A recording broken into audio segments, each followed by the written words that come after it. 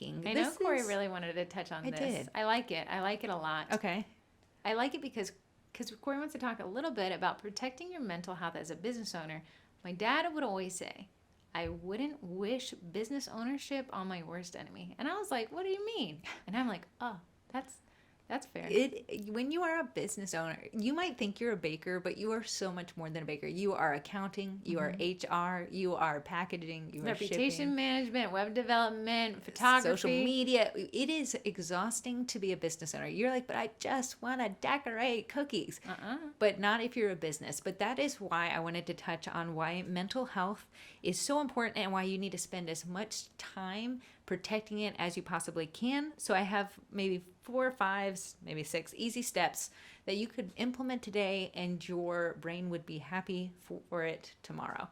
I know what I wanted to say about Heather, like baking is so much fun and a lot of people are like, oh my goodness, I love seeing my customers' faces when they pick up their stuff. But on the other side of it, it can be very isolating. You're in your kitchen at 1 a.m. in the morning. You know, the family might get a little bit angry with you. Always, I gotta bake this. I gotta make this. You know, and they become resentful toward it. You also compare yourself to other people, and that steals a lot of joy. At the end of the day, if your business doesn't have you, you don't have a business, and that's why protecting your mental health is so important for your success. So I'm going to take the first one. I'm going to have Heather take the second one of the one I chose, but set up an autoresponder on Facebook. Love it, love it, love it, love it, because it is automation, which we're going to get to. It is automation. Heather, has anyone ever passed away not being able to place an order in the middle of the night?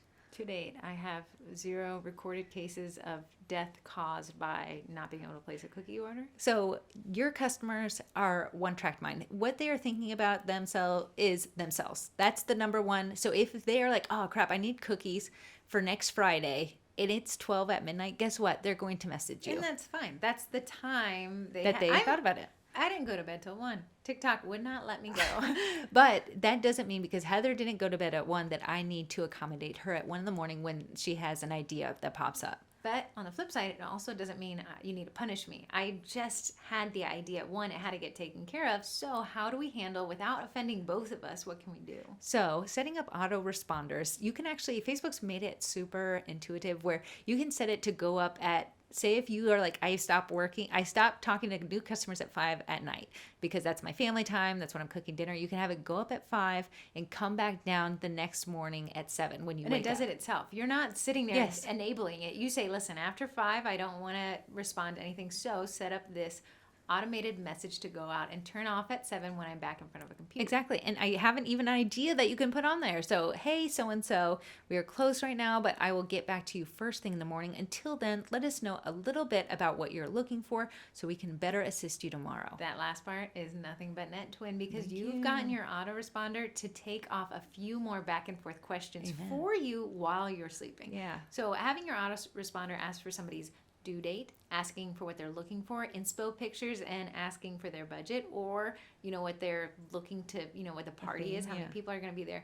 You'll get to know before you ever sit down everything you need to know to get started. And you're like, Heather, what if someone's like, but they're going to run to someone because I'm sleeping?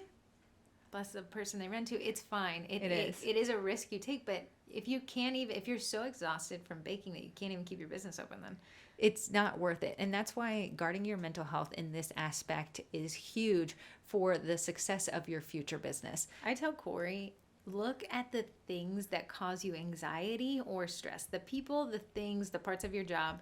And right there is where you need to focus on something because the stress doesn't take care of itself. Right. It never does. If someone gets mad at you for having a straight 8 hours of sleep, that's not your ideal client. No. That is someone who respects you, who respects your business and respects your boundaries are who you want to sell to. That's who you need to cultivate. If someone gets angry that you were not awake at 3 a.m. talking about... I just don't think they're going to. I just think you got to see... I don't think so either. The people on the other side of the computer aren't these monsters. They're our clients and I work really late, right? I just enjoy just dragging out my workday. But, you know, I'm sending emails at 7 or 8 or 9 p.m. at night, and it says, hey, at the end, like, don't worry about I'm not expecting a reply. I just want to make sure I know that you got an email from me. And I think that is healthy.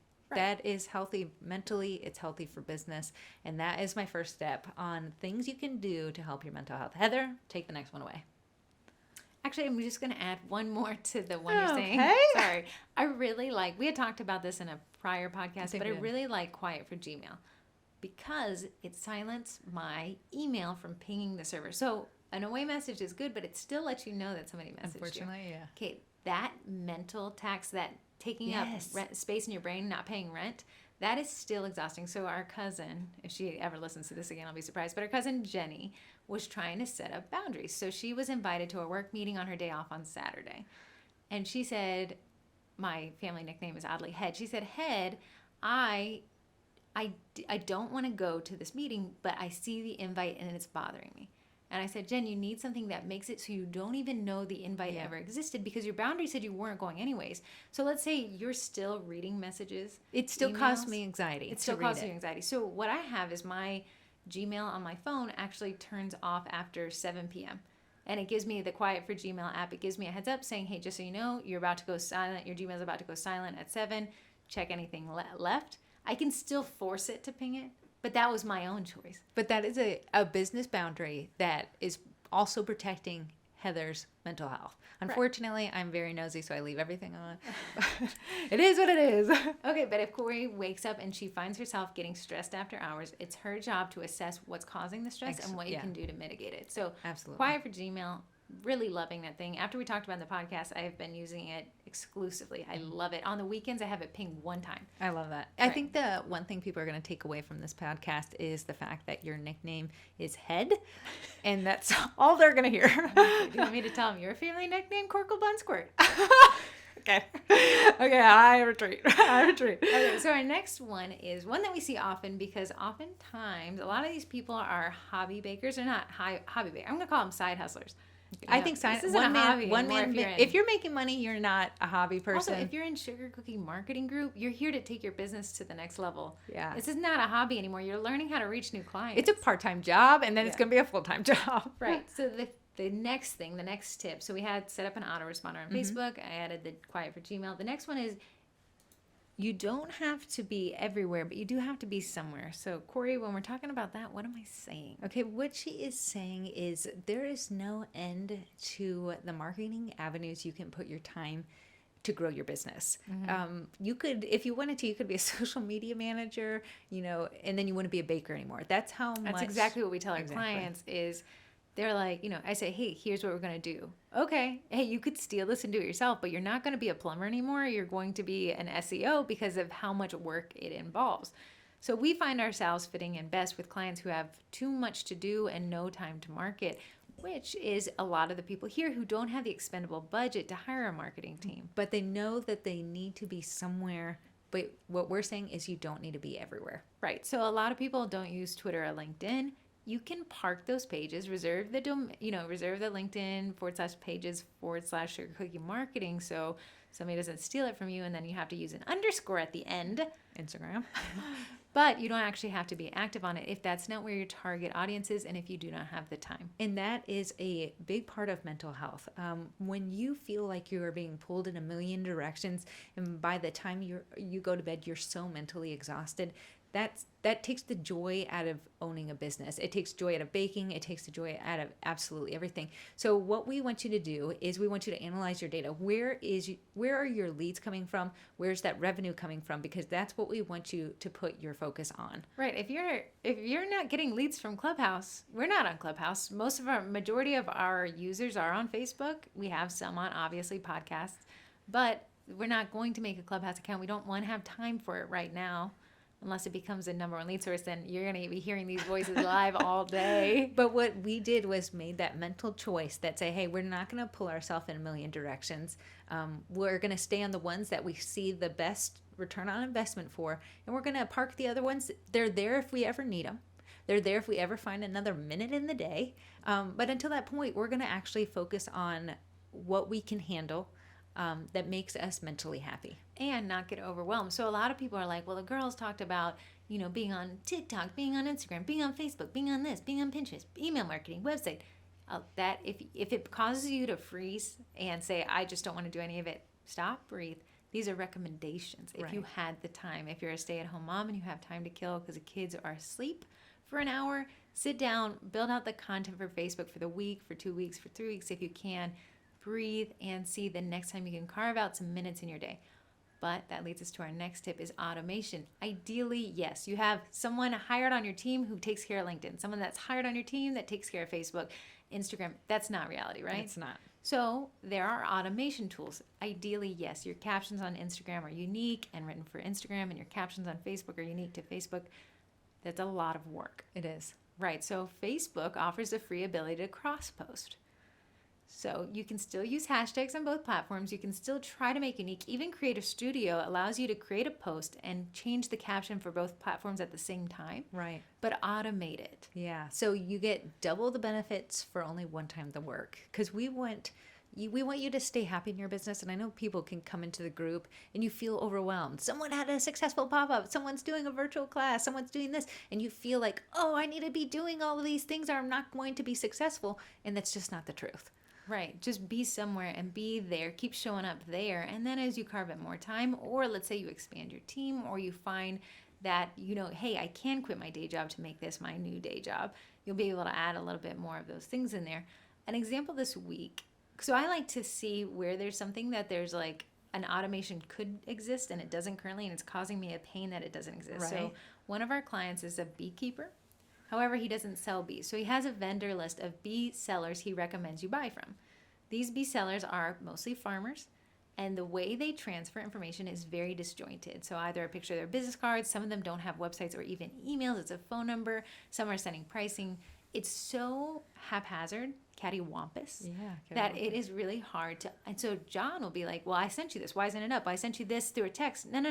Yeah. Let's automate it. So we created a form on his website that any bee seller would have to submit, and it would send an email to me and it would send an email to John. But that's not it. Can we make it more automated? Yes, that form I used Zapier to push the form to a Google Drive sheet that updated all their information so it's all the same format because they were required to put in different fields. Right. Now after that, I'm going to have that Google Sheet automatically embedded into his website. So any data he approves gets pushed out to the website, and guess who's not involved anymore? Heather's no longer involved, and it was really taking a toll on her mentally because to have one person say, where's this information? Where's this information? Another person said, I sent you it. Where is it? It was stressful. So Heather has automated it. That's why we would suggest, if you haven't already, to take a look at Google Forms. Heather, how much is Google Forms? It is super cost prohibitive. It is $0. Oh, but what can you do with these forms that would help you in your business? You can do a lot of things. I really like Google Forms because you can have it export to a Google Sheet, and you can have auto responders, and you can have a notification emails, things like that. So it really takes the pressure off of everyone to automate tasks. We have a client that does a remodeling company. Anytime someone submits a form, which hey, they're really busy. But when they submit a form, he doesn't know it, the owner of the business. We've talked about it once a year ago. We set up an automation that person gets a whole email from him. He never wrote it. I wrote it.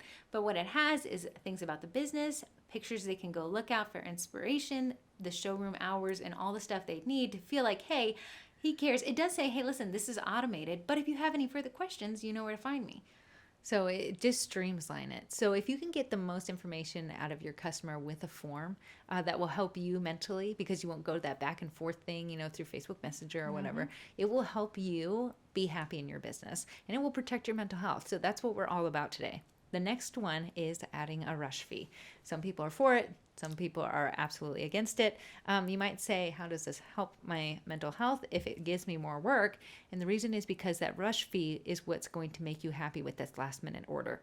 It's a dollar amount to compensate you for your time and mental exhaustion that it takes to accept a new client and do their last minute LOL dolls.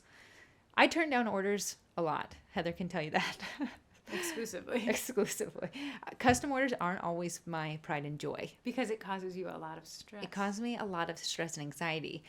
So when I take a custom order, it's one that makes me happy. I find joy in it. The theme is good, or the client is perfect. Right. Yeah. So I had to tell her I got my unicorn client this week. I actually didn't want to necessarily take the order because we do have a busy week of work. But I told her you can pick one color and that's it.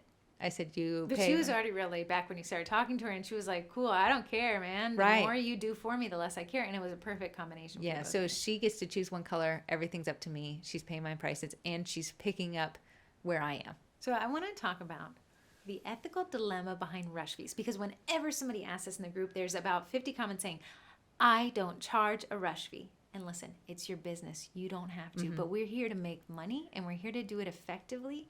So here's my argument in favor of rush fees. Tell me. Rush fees are saying, hey, don't place orders last minute.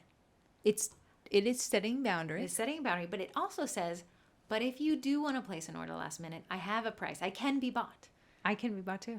So at a certain price, you're saying, hey, listen, I don't want to take this order, but if you're willing to pay me extra, it's enough payment for me to be okay with taking this order. And every time I want to roll my eyes, I think of that extra payment and I'm fine with it.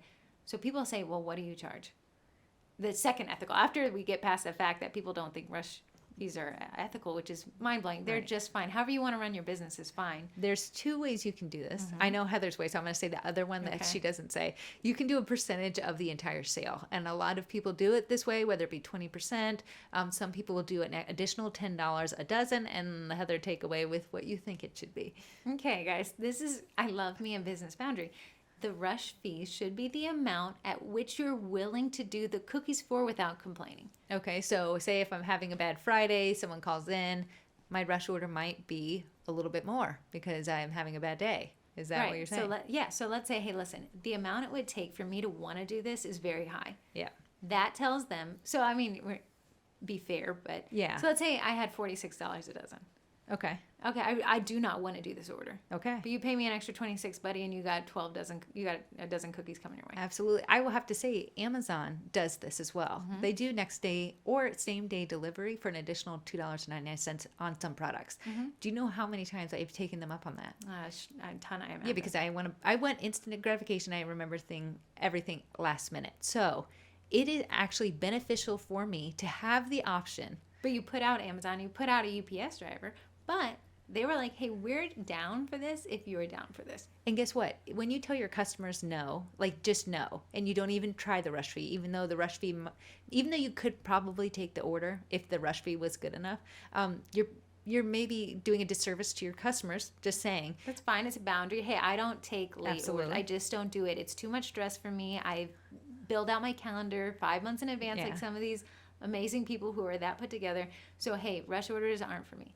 Then you have the middle people who say, hey, at a certain price, I'm willing to do it. Then you have the other people leaving money on the table and working a lot of extra hours, and that is fine. It's not how I would run my business. I am here to make money. This is not a charity. Right. So I think mentally, to advocate for yourself, if it is a financial gain, to help you mentally with an order, I think I'm 100% for it, as I am the person that is willing to pay extra for something that I want as well.